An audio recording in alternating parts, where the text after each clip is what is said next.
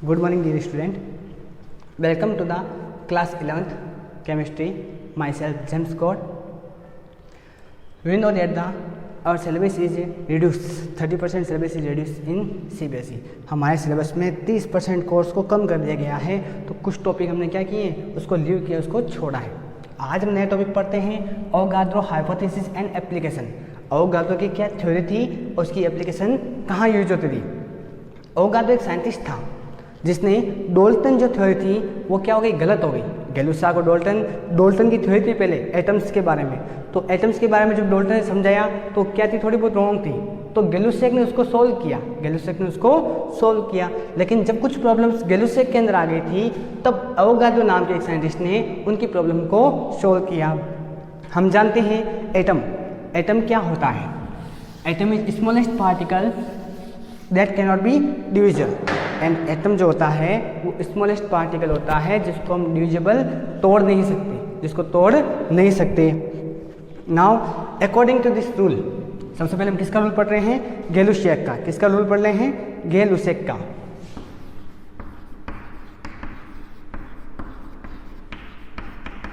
Gay-Lussac उसने क्या कहा था, equal volume of all gases contain equal volume of all gases contain equal volume of all gases contain equal number of atom equal number of atom equal number of atom equal number of atom under similar condition under similar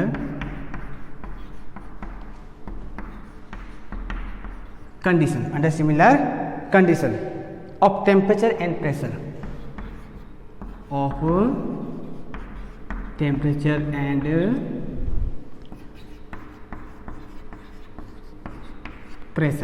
temperature and pressure. Gay-Lussac ने क्या कहा था कि जब temperature और pressure दोनों क्या हो, इक्वल हो, तो उसका वॉल्यूम भी क्या होगा, पार्ट्स ऑफ एटम के इक्वल होगा। Equal volume of gases equal volume of all gases, सभी गैस का जो वॉल्यूम होता है, contain equal number of atom, जिसके अंदर जितने एटम प्रेजेंट होते हैं, under similar condition of temperature and pressure. Similar condition of temperature and pressure, condition क्या रहेगी, टेम्परेचर और प्रेशर की सिमिलर रहनी चाहिए, समान रहनी चाहिए, तब उसका वॉल्यूम क्या होगा, एटम्स के इक्वल होगा। ये किसका रूल था, गैलुसेक का। बट हम जानते हैं कि टेम्परेचर और प्रेशर सिमिलर होने पर एटम्स की मात्रा भी क्या होगी, सिमिलर होनी चाहिए इस रूल के अकॉर्डिंग। पर टेम्परेचर कभी हाई होता है, कभी लो होता है, तो गैलुसेक ने कुछ एटम्स के बारे में जो कहा था वो क्या थी, मिस्टेक्स थी। उसने एटम्स और वॉल्यूम के बारे में समझाया था। तो इसी मिस्टेक को समझाने के लिए जो नेक्स्ट आया था अपने पास, अवोगाद्रो। कौन आया था, अवोगाद्रो। उसने उस प्रॉब्लम को क्या किया, सोल्व किया। याद रखना, गैलुसेक आपको लिखना है।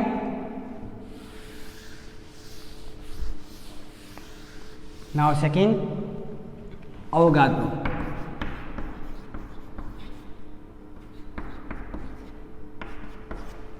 According to the Avogadro, smallest particle of an element, smallest particles of an element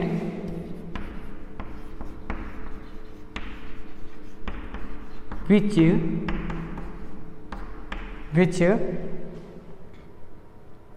may or may not have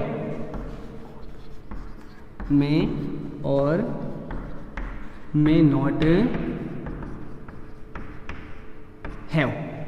or may not have independent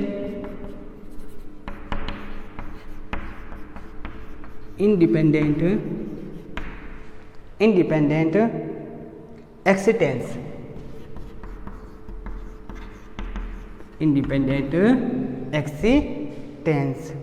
and takes part in a and takes part in a chemical reaction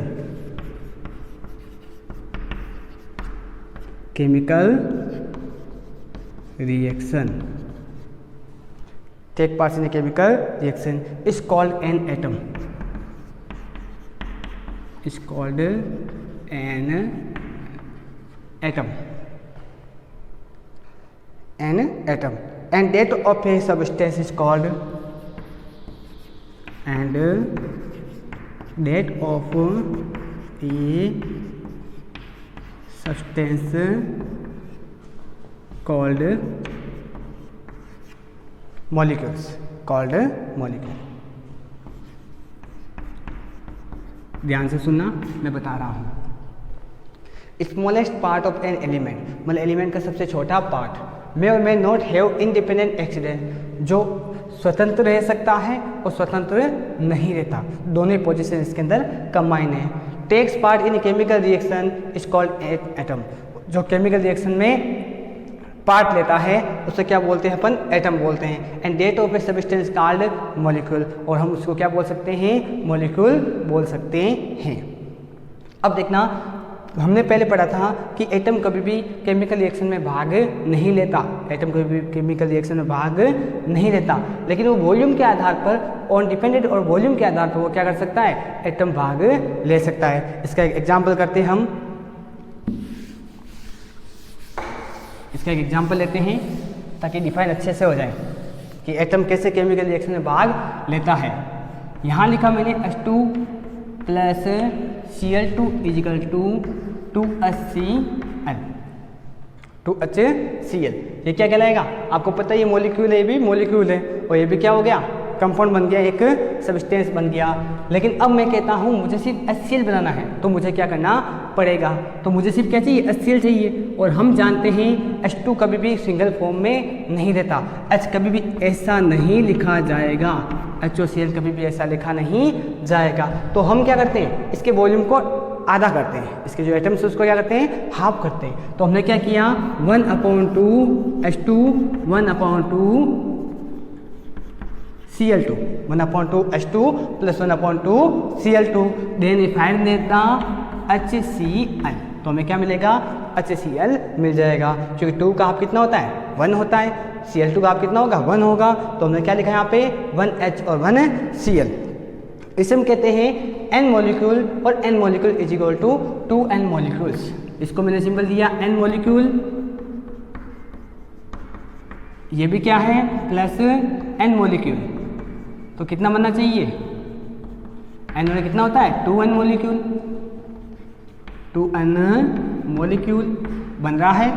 n plus n equal to 2n, क्योंकि यहाँ पे 2HCl मिल रहा है ना, तो हमने क्या कर दिया? 2n molecule. और इसके अंदर क्या होता है? Half molecule and half molecule is the one substance या one compound. That is the Avogadro rules. That is the Avogadro rules. Now application of Avogadro. Clear बच्चों? दोबारा बता देता हूँ.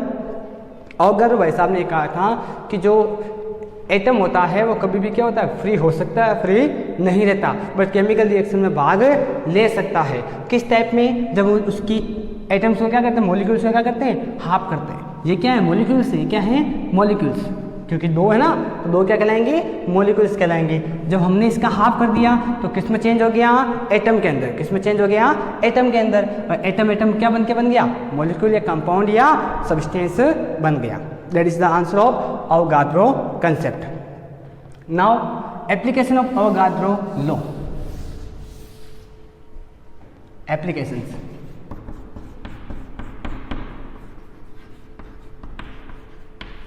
एप्लीकेशन क्या क्या इसकी हैं? The first application, it gives the clear definition of atom and molecules. It gives that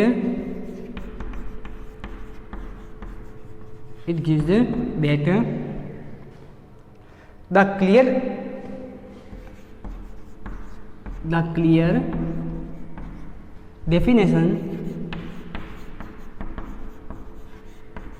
clear definition of atom or molecule.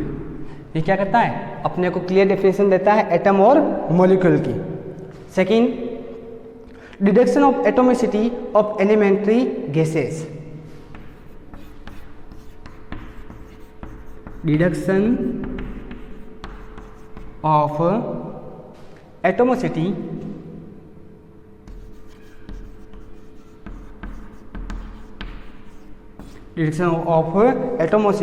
of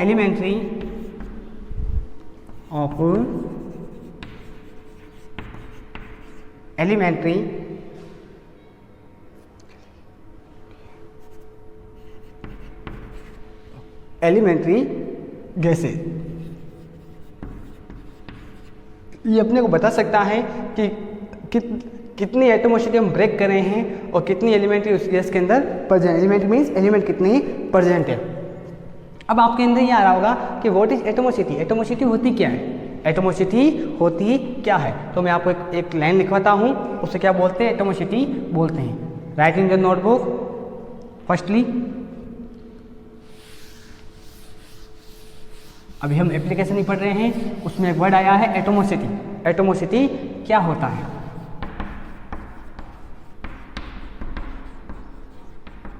what is एटमॉस्फेरिटी।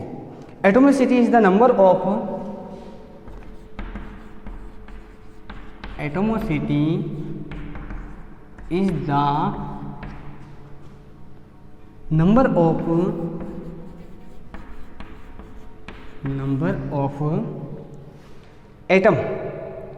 of atom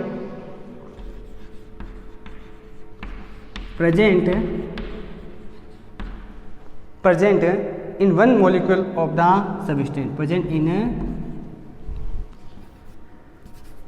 one molecule of substance एटमॉस्फेरिटी क्या होती है, molecule के अंदर present atom को क्या बोलते हैं हम, एटमॉस्फेरिटी। एग्जांपल लेते हैं इसका। एग्जांपल जैसे मैंने कहा H2 मॉलिक्यूल की एटमॉस्फेरिटी कितनी होगी, तो आपका रिप्लाई होगा 2, because 2 atom present in the hydrogen, 2 atom present in the hydrogen. तो आंसर क्या है इसका 2। नेक्स्ट O3 की एटमॉस्फेरिटी कितनी होती है 3, that is the answer of atomicity. इसे क्या बोलते हैं, एटमॉस्फेरिटी बोलते हैं। ये एग्जाम्पल था आपके, ये एप्लीकेशन थी जो किसने बताई थी, अवोगाड्रो ने बताई थी एटमॉस्फेरिटी के बारे में और मॉलिक्यूल और एटम की डेफिनेशंस के बारे में। Now right in your notebook. ऐसे अगर हम कहते हैं ना कि मैंने कह दिया Cl2 की एटमॉस्फेरिटी कितनी है, तो आपका रिप्लाई होगा 2। आपका रिप्लाई क्या होगा 2। That is the example of atomicity. Write in your notebook. Now एक क्वेश्चन देते हैं आपको, to find the atomicity of oxygen, to find the atomicity of oxygen. इस क्वेश्चन से पहले मैं आपको कुछ बताना चाहूँगा, मॉलिक्यूलर वेट कैसे निकालते हैं, फाइंड द मॉलिक्यूलर वेट। कि आगे वाले टॉपिक में आपको इसकी जरूरत ज़्यादा पड़ेगी, molecular weight, molecular weight.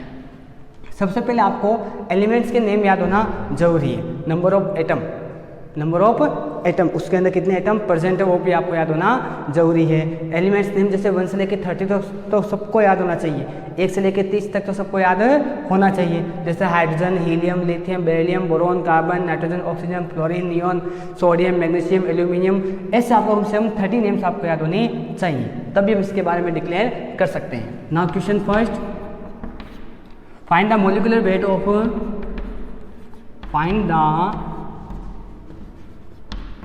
molecular weight of H2O। इसका आपको निकालना है, इसका आपको मोलिकुलर वेट निकालना है। तो कैसे फाइंड करना है, आइए देखते हैं। सबसे पहले देखना प्रेजेंट कौन कौन से एटम इसके अंदर, हाइड्रोजन और ऑक्सीजन। तो यहाँ पे आपको लिखना है हाइड्रोजन और ऑक्सीजन। शो हो रहा है आपको, थोड़ा ऊपर लिख दूँ, क्वेश्चन ध्यान में रखना।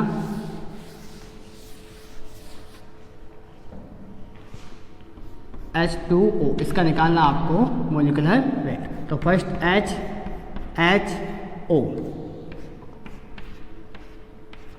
इसके बाद इसके एटॉमिक नंबर आपको याद होने चाहिए। एटॉमिक नंबर आपको याद होने चाहिए। हाइड्रोजन का एटॉमिक नंबर कितना होता है? 118। क्या होता है? 118। उसके बाद आपको इसका एटॉमिक मास आपको याद होना चाहिए। एटॉमिक मास हमेशा एटॉमिक नंबर का डबल होता है। एटॉमिक मास हमेशा एटॉमिक नंबर का डबल होता है, लेकिन फिर भी कुछ क्या है इसके अंदर? अपवाद है। कुछ क्या होते हैं? अलग होते हैं, जो अपने को याद करने होते हैं। जैसे सोडियम का 23 होता है, जबकि सोडियम कितने नंबर पे आता है? 11 नंबर पे आता है। तो उसका कितना होना चाहिए? 22 होना चाहिए, लेकिन हम उसका कितना लिखते हैं? 23 लिखते हैं। तो वो क्या आपके कुछ अपवाद है, वो आपको याद करने पड़ेंगे। तो हाइड्रोजन का एटॉमिक मास कितना होता है? 1 ही होता है। और ऑक्सीजन का कितना होता है? 16। कितना होता है? 16। 8O का कितना होता है? 16, क्योंकि 8 का डबल कितना होगा? 16 होगा। 8 का डबल कितना होगा? 16। Now clear, put the value of atomic wait in the each atom. इसके अंदर कितना है? 1। इसके अंदर कितना है? 1। इसके अंदर कितना है? 16। Then plus the total number of atomic weight. अब क्या करना है आपको? एटॉमिक नंबर को प्लस करना है। तो कितना हो जाएगा? 18। कितना हो जाएगा? 18 AMU। ये क्या हो जाएगा? मॉलिक्यूलर वेट हो जाएगा पूरे वाटर का, H2O का। किसका हो जाएगा? H2O। नाउ सेकेंड एग्जाम्पल लेते हैं एक और।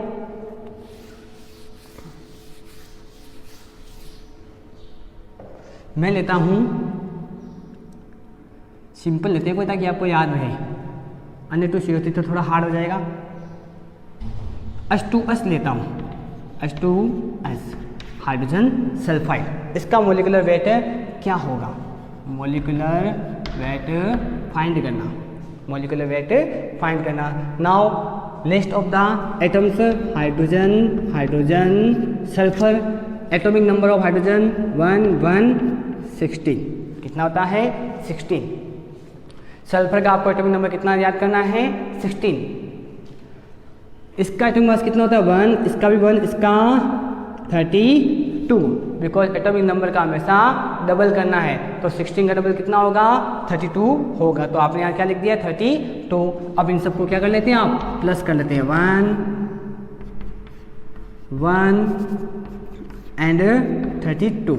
Clear? 34 AMU atomic mass unit is the answer of H2S molecular weight. Now clear? All the student clear? अब देखना, मैं आपसे पूछ रहा हूँ दूसरा क्वेश्चन। मैं आपसे कह रहा हूँ find the atomicity of oxygen in present H2O। In present H2O।